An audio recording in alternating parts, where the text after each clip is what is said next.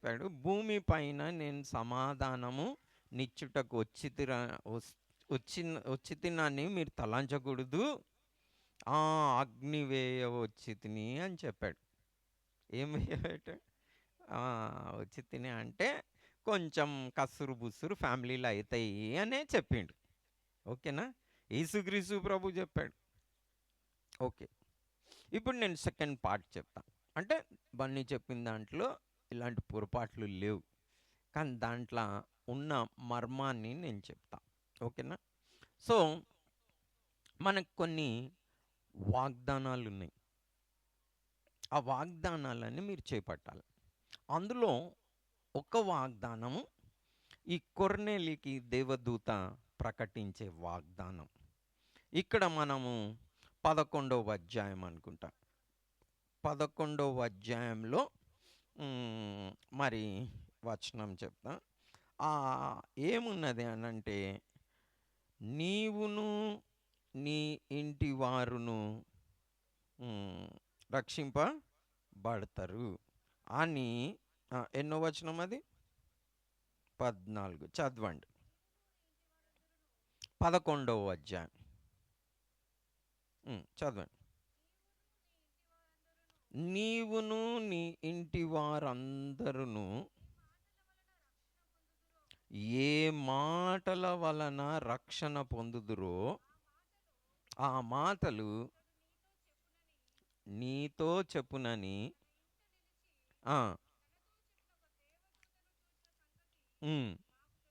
మాకు తెలిపాను. దేవదూత ఈయనకి ఏమని ప్రకటించింది? నీవును రక్షింపబడతారు. పలానా పేతురుని ఏం చేయండి, మీరు ఇంటికి పిలిపించుకోండి. ఇక్కడ ప్రామిస్ ఏంది? నీవును నీ ఇంటి వారును, నువ్వు ఒక్కనివే కాదు, నీవును. ఇది ఒక ప్రామిస్. నీవును నీ ఇంటి, ఇది ఒక్కసారి లేదు. ఓకేనా? మనం అలాగనే 10వ అధ్యాయం 2వ వచనం కూడా చేద్దామా? అతడు తన ఇంటి వారందరితో కూడా ఉండే ఆయనను గురించే కదా. మనం 16వ అధ్యాయము 15వ వచనం లిడియా గురించి ఉంటాయి.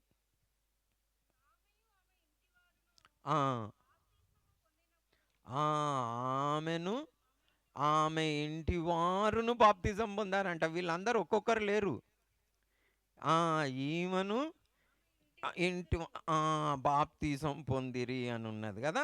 అదే 31, 34 వరకు మనం చేద్దాం. ఇక్కడ మరి ఇంకొకరు ఆ జైలర్ని గురించి మనకి ఇక్కడ చెప్పబడింది. అందుకు వారు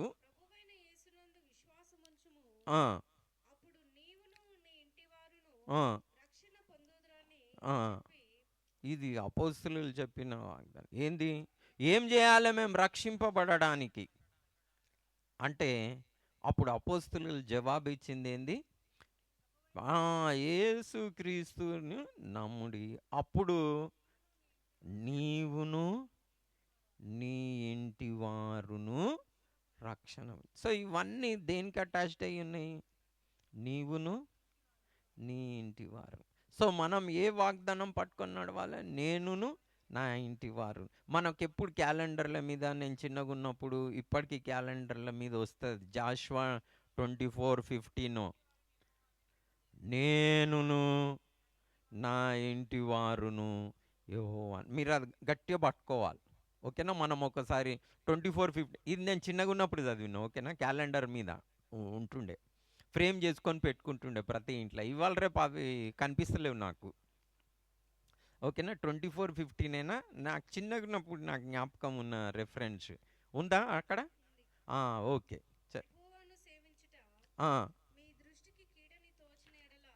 మీ దృష్టికి కీడని తోచిన ఎడలా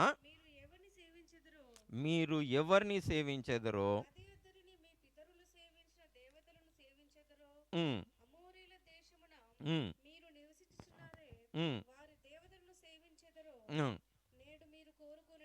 నేడు మీరు కోరుకొనుడి.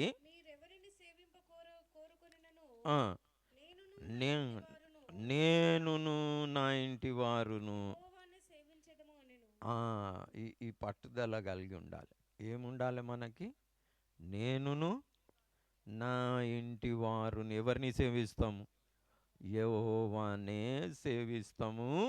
మరి ప్రభువా, నేనును నా ఇంటి వారును అదే సేమ్ జెకయ్యాకు కూడా చెప్తాడు. నేడు జెకయ్యాకి రక్షణ వచ్చిందని చెప్పలే, ఈ ఇంటికి వచ్చింది. స్టార్ట్ అయ్యింది. ఏమైంది? స్టార్ట్ అయ్యింది. నేను కూడా నా సాక్ష్యం పంచుకుంటా. ఓకే. మరి ప్రతి ఇంట్లో ఉంటుంది అట్లా, ఉండదని ఏం లేదు. సో నేను ప్రభుని అంగీకరించిన. ప్రభుని అంగీకరించకముందు ఏం చేస్తుండేనంటే, మా ఇంట్లో ఈ మీటర్కి ఒక కొండి పెడుతుండే. ఏం పెడుతుండే? కొండి పెడుతుండే. ఎందుకు పెడుతుండే అంటే, నీళ్ళు కాగబెట్టుకునేటప్పుడు కరెంట్ ఎక్కువ గుంజుతుందని. అది ఒకరు వచ్చి ఐడియా ఇచ్చింది. సీసీసీ కరెంటు బిల్ కడతారా మీరు? అట్లా కట్టొద్దు, దీనికి కొండి పెట్టేది నేర్పిస్తా అని నేర్పించిండు ఆయన. అరే అట్లనా, కొండి పెట్టొచ్చా అని ఏం చేస్తుండే, అది ఎవరు పెడుతుండే? తమరే పెడుతుండే. అంటే నేనే సో కొండి పెట్టి వాటర్ హీట్ చేసుకోవడానికి వాడుకుంటుండే. వాడుకున్నాక మళ్ళీ ఆ కొండి తీసేస్తుండే, యథాప్రకారం అన్నమాట. ఓకేనా? చేసి అలా ఉంటుండే. కానీ నేను మార్మన్స్ పొందిన తర్వాత ఇవన్నీ చర్చికి పోయకుండానే చేస్తుంటే, కానీ నేను ప్రభుకి నా జీవితం సమర్పించిన తర్వాత నేను చేసిన పని ఏంటంటే, చీచీచి ఇలాంటి పనులన్నీ చెయ్యొద్దని కొండి పీకేసిన, పడేసిన. ఫస్ట్ పడేస్తే ఏమవుతుంది? కరెంటు బిల్ కడతావా బాబును అని అడుగుతారు. నెక్స్ట్ ఏం అడుగుతారు? మరి ఇప్పుడు పీక్తే నడుస్తుందా ఖాళీ? కరెంటు బిల్ కూడా కట్టాలి. కరెంటు బిల్ కూడా కట్టాలంటే నడమంచాలే, ఉంచాలనా లేదా? ఆ, నేనన్నా ఓకే కడతాం. మరి నేను ఆ దొంగతనం చేసే బదులు, అలా జీవించే బదులు, నేను మరి చల్లనీళ్ళు స్నానం చేసుకుంటా అని నేనేం చేసిన, వేడి నీళ్ళతో పోసుకుంటుండే చల్ల నీళ్ళతో పోసుకున్నాడు స్టార్ట్ చేసిన. అది మా ఇంటి వారికి కొంచెం గుచ్చుకుంది. అరే ఇట్లా దాంతోపాటు మా చెల్లెలు జాలింది, నేను కూడా చల్ల నీళ్ళే చేస్తాను నాకు వద్దు అని ఇంటి వారికి అందరికి మారుమనసు కలిగింది. శిశి పోనీ ఎందుకు అని. సో మనం ఎప్పుడైతే ప్రభు కొరకు జీవించాలని, అట్లా ఒక ఆయన మాకు గవర్నమెంట్ ఆఫీసులో నుంచి ట్యూబ్లైట్ తెచ్చి ఇచ్చాడు. నెక్స్ట్ ఏం చేసిన, ఆ ట్యూబ్లైట్ని బీక్ పడేసిన. ఇలాంటి అన్ని వద్దని. అంటే మనం ఎప్పుడైతే ప్రభుని అంగీకరిస్తామో, సాక్షిగా జీవించాలని అనుకుంటామో, అపహాసం చేస్తారు, అవమానం చేస్తారు. ఎవరు చేస్తారు? ఇంటి వారు చేస్తారు, గ్రామ ప్రజలు కూడా చేస్తారు. ఒక ప్రవక్తకి సొంత గ్రామంలో గౌరవం ఉండాలంటే ఉండదు. ప్రభునే ఏమన్నారు గ్రామస్తులు, ఈయన ఏంది వడ్రంగి వాని కొడుకు కాదా అంటే, మామూలు పని చేసుకునే వడ్రంగి వడ్లవాని కొడుకు, ఈయనకి ఎట్లా జ్ఞానం వచ్చింది అంటున్నారు అని వారు అవిశ్వాసం కనపరిచారు. అప్పుడు ప్రభు చెప్పిన మాటలు ఏంటంటే, ఒక ప్రవక్తకి సొంత గ్రామంలో అంత గౌరవం. ఇంటి వారు ఏమన్నారు? మతి చెల్లించింది అన్నారు. ఓకే, అక్కడికి ఆక్పోలే స్టోరీ. ఇప్పుడు నేను ఆ పాట అంటే ఇవన్నీ ఉన్నాయి, కానీ మనం ఒక వచనం చేద్దాం. One shot two birds. ఈరోజు మెసేజ్ ఏంది? One shot two birds. ఒకే దెబ్బకి రెండు పిట్టలని నేర్చుకోవాలి. ఇది ఎందుకు చెప్తా ఉన్నా, ఆ ఆశీర్వాదం ఎట్లుంటుంది అని నేను మీతోటి పంచుకుంటా. ఓకేనా? మనం ఎఫెసీలకు రాసిన పత్రిక 5వ అధ్యాయము 15వ వచనం చద్దాం. మనకందరికీ సుపరిచితమైన ఒక వాక్య భాగం ఇక్కడ ఉంది. ఓకే. దినములు చెడ్డవి గనుక మీరు సమయంని పోనీయక సద్వినియోగం చేసుకొనుచు అజ్ఞానుల వలె కాక జ్ఞానుల వల్ల నడుచుకున్నట్లు ఇక్కడ కొంచెం మనకు సమయం అన్న పదం, దినములు చెడ్డవి గనుక మనం సమయంని పోనీయక సద్వినియోగం చేసుకోవాలని ఉన్నది. పైకి ఇలా చదివితే నాకు పెద్ద గ్రీక్ వస్తుందని చెప్తలేను, కానీ అప్పుడప్పుడు దేవుడు బయలుపరుస్తూ ఉంటాడు. గ్రీక్లో సమయానికి వాడబడ్డ పదం ఏంటంటే క్రానాస్, CHOROS ఏదో ఉంది, క్రానాస్ అన్న పదం. కానీ ఇక్కడ క్రానాస్ అన్న పదం వినియోగించబడలే, కైరాస్ అన్న పదం వినబడ్డది. ఈ కైరాస్కి క్రానాస్కి తేడా ఏంటంటే, క్రానాస్ ఏమో సమయం, టైం. కైరాస్ అన్నదేమో అవకాశం. కైరాస్ అంటే ఏంది? అవకాశం. సో ఇక్కడ వినియోగించబడ్డ పదం కైరాస్కి అర్థం ఏంది అని అంటే, మీకు వచ్చే అవకాశాలని మీరేం చేయండి? సద్వినియోగము చేసుకోండి. ఎందుకంటే దినములు అవకాశాలని జారి విడుచుకోకండి అని ఉన్నాయి. అవకాశాలను ఏం చేయొద్దు. ఇవి దేవుడు మనకిచ్చే అవకాశాలు. ఇవేంది? దేవుడు మనకిచ్చే అవకాశం. దాన్ని ఏం చేయాలి? సద్వినియోగం చేసుకోవాలి. ఆ అవకాశములను వినియోగించుకోవాలి. ఒకటి మనకు ఇంగ్లీష్లో ఒక పదం వాడతారు, గోల్డెన్ ఆపర్చునిటీ అంటారు కదా. గోల్డెన్ ఆపర్చునిటీ అంటే, అబ్బా ఈ అవకాశం దొరికింది, నేను జారి విడుచుకోవద్దు, ఈసారి గవర్నమెంట్ ఉద్యోగము కొట్టేయాలి అని ఉంటుంది కదా. అంటే గోల్డెన్ ఆపర్చునిటీ, దాన్ని ఏమంటారు? Golden opportunity. ఈ గోల్డెన్ ఆపర్చునిటీస్ తక్కువ వస్తాయి. కాబట్టి ఇలాంటి ఆపర్చునిటీస్ ఏదైతే మాట్లాడుతూ ఉన్నాడో ఇక్కడ, ఈ గోల్డెన్ ఆపర్చునిటీస్ని గురించి మాట్లాడుతూ ఉన్నాడు. మీకు వచ్చే అవకాశాలు ఏవైతే అనుదినం వస్తూ ఉంటాయో, ఎస్పెషల్లీ ఇంట్లో పక్కకున్న సమాజంలో వస్తూ ఉంటాయో, మీరు పనిచేసేటివి, ఆ అవకాశాలని మీరేం చేయొద్దు? జారి విడుచుకోవద్దు. అవి గోల్డెన్ ఆపర్చునిటీస్. ఒకసారి పోతే మళ్ళీ రావేమో.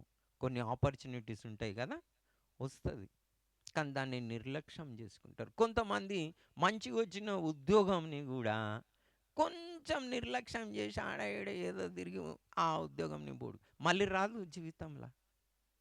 కొంతమంది అలాంటి పిచ్చి పనులు చేసుకుంటారు. కాబట్టి ఏ అవకాశాలు అయితే మనకు వస్తూ ఉన్నాయో, ఎస్పెషల్లీ ఆత్మీయంగా, ఆ అవకాశాలను ఏం చేయాలి? వదలొద్దు. ఆ అవకాశంని సద్వినియోగము చేసుకోవాలి. సో మన ఇంటి వారు యేసుక్రీస్తు ప్రభుని కూడా అన్నారు కదా. ఇది నేను చెప్పిన వచనం, బన్నీ చెప్పిన వచనం, మార్క్స్ వార్త 3:21 వచనంలో ఏమున్నదంటే, యేసుక్రీస్తు ప్రభు మరి ఇలాగనే బోధిస్తూ ఉంటే ఆ మీటింగ్కి వచ్చేసారు. ఆ మీటింగ్కి వచ్చి నెమ్మదిగా ఉండాలి వాళ్ళ ఇంటి వారు. ఏం చేసిండ్రు? ఈయనకి ఏదో మతి చెల్లించింది అన్నారు. మంచి లాంగ్వేజ్లో మాట్లాడిండ్రు. అంటే మన భాషలో చెప్పాలంటే పిచ్చి లేచిందని పిచ్చి పిచ్చి మాటలు మాట్లాడుతున్నారు. ఎక్కడ మీటింగ్కి వచ్చి డైరెక్ట్ ఆ అవకాశంలో చూడండి. మనకు 3వ అధ్యాయం, మార్కు సువార్త 3వ అధ్యాయం 21 వచనంలో ఏది మీటింగ్లు ఉన్నారు. ఈయన ప్రభు మీటింగ్లో ఉంటే ప్రసంగం చేస్తా ఆడికి వచ్చేసిండ్రు. వచ్చేసి ఏం చేసిండ్రు? ఆ ఇంటి వారు సంగతి విని ఆయనను ఏం చేసిండ్రు? పట్టుకొని, ఈయన నువ్వు చెప్పింది బోధించింది చాలా భక్తున్నదిలే అని పట్టుకొని పోనీకి వచ్చిండ్రు. నన్ను అరెస్ట్ చేయనీకి వచ్చింది, మా పర్వంతా తీస్తున్నావు ఏందని. సో అలా స్టార్ట్ అవుతుంది. అది గోల్డెన్ ఆపర్చునిటీ. ఇంకా ప్రభు దానికి ఏం చేసిండ్రు తెలుసా? ఇంకా మంచిగా చెప్పిండు. ఒక మీటింగ్లో ఇట్లనే ఒక తల్లి అంటది, అబ్బా నీకు పాలు ఇచ్చిన తల్లి ధన్యురాలు అంటది. నో అంటాడు. ఇంకా మండి ఉంటుంది మరి అమ్మకి. అవునా కదా? అరే ఈయనేంది ఇట్లా అంటుండని. ఎవరైతే దేవుని చిత్తం నెరవేరుస్తారో వాళ్ళే నా తల్లి, నా సహోదరుడు, నా సహోదరి అని చెప్తాడు. కోపం వచ్చిండొచ్చు. సో అలా అంటారు. కానీ మన ఈరోజు మెసేజ్ ఏంది? One shot two birds. Okay, అలాంటి అవకాశాలు ఏమైనా వస్తే మీరు దాన్ని సద్వినియోగం చేసుకోవాలి. ఇవి గోల్డెన్ ఆపర్చునిటీస్. ఇవి ఏ ఆపర్చునిటీస్? Golden opportunities. ఇవి దేవుడు మనకిచ్చే ఆపర్చునిటీస్. దేవుడు మనకిచ్చే స్వయాన మనకు ప్రజెంట్ చేసేటివి. ఇవి ఒక గిఫ్ట్స్, బహుమూల్యమైన గిఫ్ట్స్. ఎందుకు? మనమును మన ఇంటి వారును రక్షింపబడుటకు ఈ ఆపర్చునిటీస్ అన్నీ. ఇలా మిమ్మల్ని ఎవరైనా ఇన్సల్ట్ చేస్తే, అలా అవమానిస్తే, నిందిస్తే, మా అమ్మ నన్ను అయితే యూజ్లెస్ ఫెలో అని చాలాసార్లు అన్నది. ఓకేనా? ఓకే, యూజ్లెస్ ఫెలో, దేవునికి స్తోత్రం, నాకేం ప్రాబ్లం లేదు. సో అలా అంటారు. సో ఏం ప్రాబ్లం లేదు దానికి. ఎందుకంటే కోరికలు వేరే వేరే ఉంటాయి కొన్నిసార్లు. ఎందుకంటే మా అమ్మకి ఇల్లు కట్టాలని ఉంటుంది, నా మైండ్లో అస్సలు ఉండదు అది. ఏడికి పోయినా, ఏం చూసినా, మీటింగ్కి వచ్చినా, చర్చికి పోయినా, అరే ఈ ఇల్లు బాగుంది కదరా, ఎన్ని గజాలలో కట్టిండ్రు అంటది. అంటే మాది 100 గజాలు ఉన్నది. అబ్బా బ్యూటిఫుల్ కట్టింది అంటే, నువ్వు చూడు యూజ్లెస్ ఫెల్లో, 100 గజాలు మన దాడవాడు ఉన్నది, రెగులు ఉంటుంది, ఈ ఇల్లులాగా కడితే బాగుంటుంది కదా అని చెప్తుంది అన్నమాట నాకు ఇండైరెక్ట్గా. ఒకసారి చర్చకు పోయి వస్తుంటే ఒక ఇల్లు చూపెట్టి అంటే అంటారు, ఇచ్చేద్దాం, నడుస్తుంది, ఫీల్ ఏం కావద్దు. నన్ను కూడా సిటీలో అంటారు, ఓ నువ్వు సిటీలో ఉన్నావు, ఊరు అడుగుతారు చాలా జ్ఞానంగా. ఏది అంటారు, లేలే హైదరాబాద్లోనే పుట్టినా పెరిగినా. అరే మేము ఏదో ఊర్ల నుంచి వచ్చి పని చేసుకొని హైదరాబాద్లో ఇల్లు కట్టినాం, నీ ఊరే హైదరాబాదు, నువ్వు ఇల్లు కట్టవా అని అడుగుతారు అన్నమాట. ఓకే, కట్టలే ఏంది. ఓకే, ఇలాంటి ప్రాబ్లమ్స్ వస్తాయి, అవమానాలు చేస్తారు. అయితే ఏంది, మనుషులు నా నిమిత్తం అని ప్రభు చెప్పాడు కదా. మిమ్మల్ని హింసించి, నిందించి, నానా విధంలో చెడ్డ మాటలని అన్నాడు. ఇన్సల్ట్ చేసినప్పుడు, అంటే యూజ్లెస్ ఫెలో అట్లా అన్నప్పుడు మీరేం చేయాలి? ముఖం మార్చుకొని నన్ను అంటావా అని ఏడ్చుకుంటూ కూర్చోవాలనా? ఏం చేయాలి? ఇప్పటి నుంచి మీ భర్త కానీ భార్య కానీ మిమ్మల్ని యూజ్లెస్ ఫెలో అన్నారనుకో, థ్యాంక్ యూ జీసస్ అని ఏం చేయాలి? మంచిగా సంతోషించి జర టీ తాగేసి వస్తా అనాలి. ఏమనాలి? ఓకేనా? ఇప్పుడు బాగానే ఉన్నది, నవ్వుతున్నారు. తిట్టినప్పుడు చూడాలా మీ ఫేస్.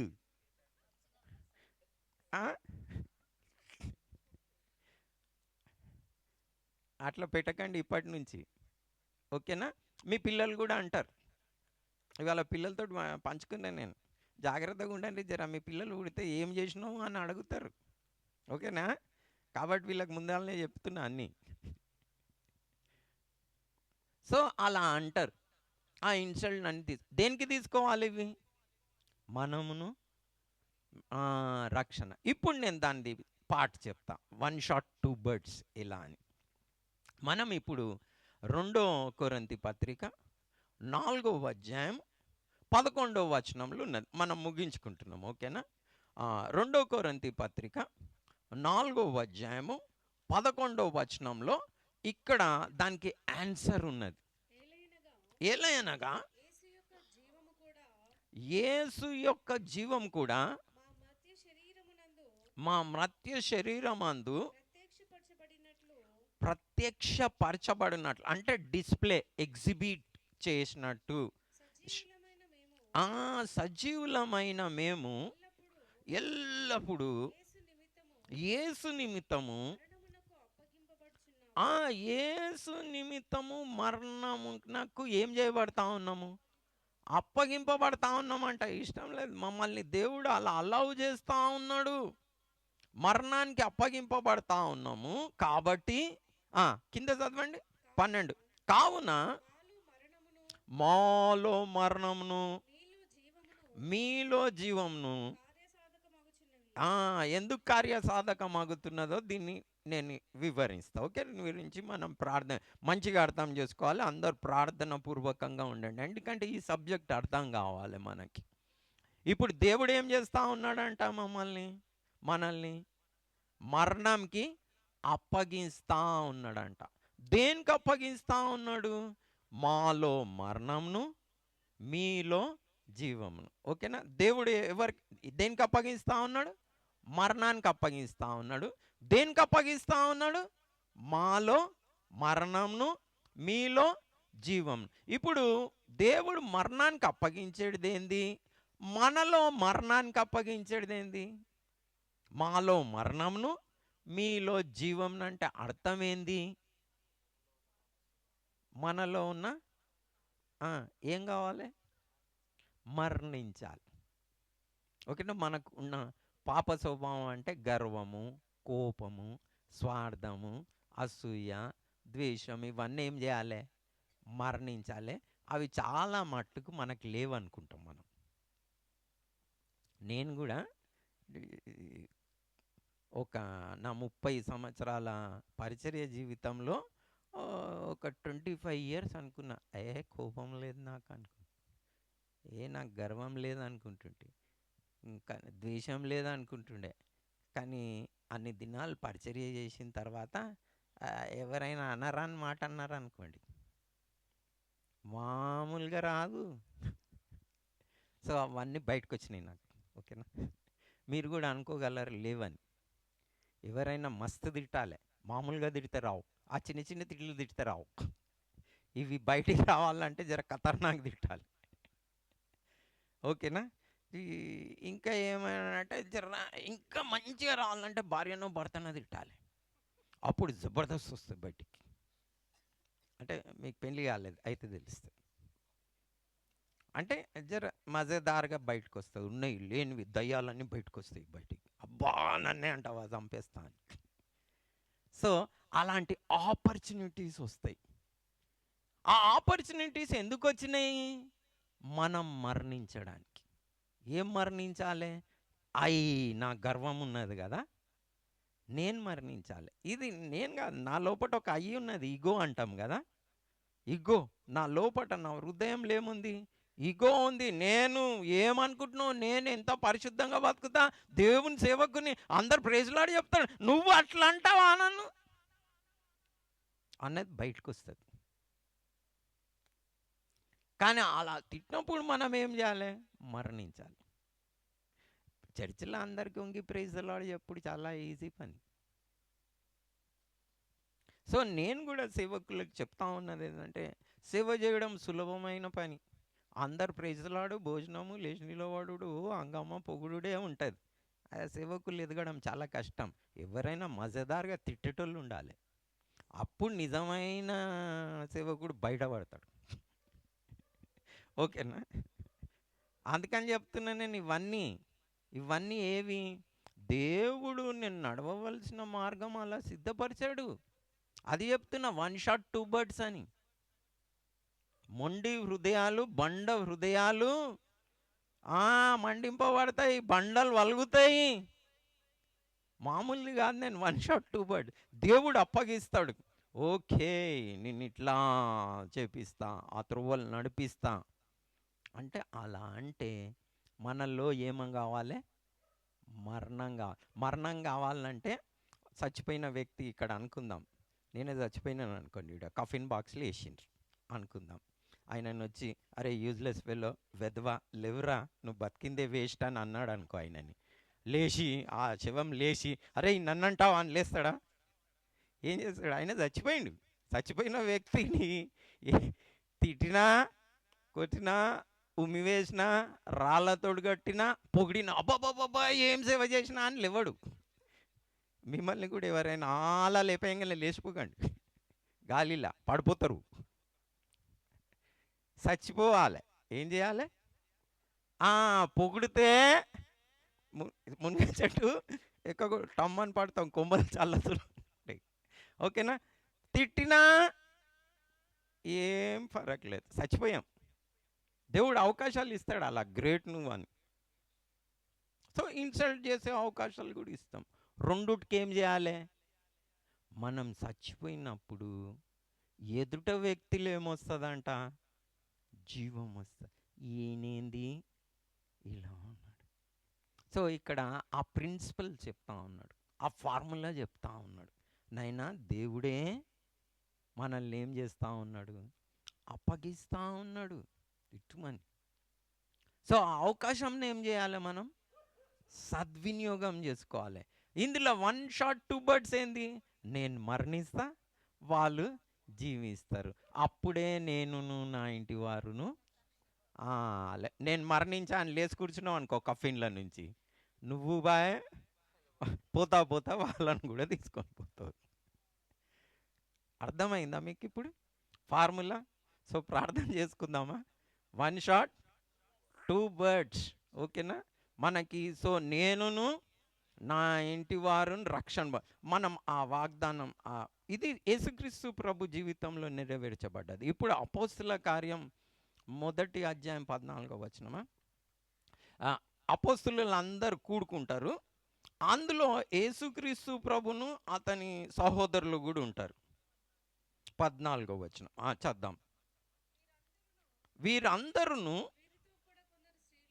వీరితో కొందరు స్త్రీలను, యేసు తల్లి అయిన మరియను ఆయన సహోదరులను ఏక మనసుతో ఎవరున్నారు ఇంట్లో గ్రూప్లా?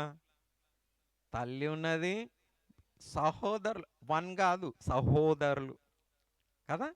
ఎవరైతే అపహాసం చేసిండ్రో వాళ్ళు కూడా ఆ లిస్టులో ఏమైంది,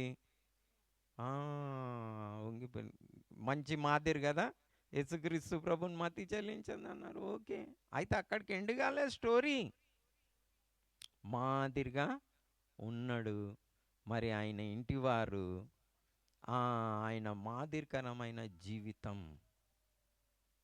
ఎప్పుడైతే చూశారో, తల్లి కూడా అలాగనే సహోదరులు కూడా ఆ సభలో ఉన్నారు. యేసుక్రీస్తు ప్రభు ఇంటివారు ఆ సభలో ఉన్నారు, వాళ్ళతో కూడా మరి ఉన్నారు. వారందరూ ఏక మనసుతో సో నేను కూడా, నేనును నా ఇంటి వారును ఏం కావాలి, యెహోవానే సేవించాలి. ప్రభా నన్ను తిట్టినా, కొట్టినా, అవమానించినా, నిందించినా, యూజ్లెస్ ఫెలో అన్నా, ఏమన్నా కానీ సరే నేను ఇలానే బ్రతుకుతా, వాళ్ళని తీసుకొని పోతా పరలోకానికి. ఏం చేయాలి, మామూలుగా వద్లా అని చెప్పాలి. ఓకేనా, ప్రార్థన చేసుకుందాం. One shot two birds. అయితే మీరేం చేయాలి, రక్షణ పొందాలంటే కాఫిన్ల నుంచి బయటికి లేవద్దు. అర్థమైందా? మరణించాలి. మీలో మరణం, వారిలో జీవం. ఇది గోల్డెన్ ఆపర్చునిటీ, మళ్ళీ మళ్ళీ రాదు. ఆ ఆపర్చునిటీస్ని యూజ్ చేసుకోమని ఇక్కడ అర్థం అన్నమాట. అవకాశాలు ఇవి, గోల్డెన్ ఆపర్చునిటీ. సో ఇంటి వారు ఏమైనా బాధ పెట్టినా, నిందించినా, హింసించినా, పక్కకున్న వాళ్ళు, మీ ఊరు వారు, పనిచేసే చోటు, మీరు సాక్షి బిడ్డలుగా ఉండాలి. అది దేవుడు మనల్ని అప్పగించే విధానం. సో మనలో మరణం, వారిలో యేసుక్రీస్తు ప్రభుకున్న జీవం ప్రదర్శిస్తున్నా అంటా ఉన్నాడు. మీరు ఆ వచనాన్ని మంచిగా ఇంటికి పోయి ప్రభుని అడగండి. ఏది 2 Corinthians 4:11. బ్రదర్ మనం ప్రార్థన చేసుకుందాం. అంటే యేసు ప్రభు ఒక జీవం ప్రదర్శించాలి మనలో. అందరు నాలో క్రీస్తుని చూడ అని పాడుకుంటాం కదా, అలా మన లోపల క్రీస్తుని చూడాలి, అది జీవం. సో ఎవరైనా ఒక్కరు కొద్ది మాటలలో ప్రార్థన చేయండి, మనం ముగించుకుందాం.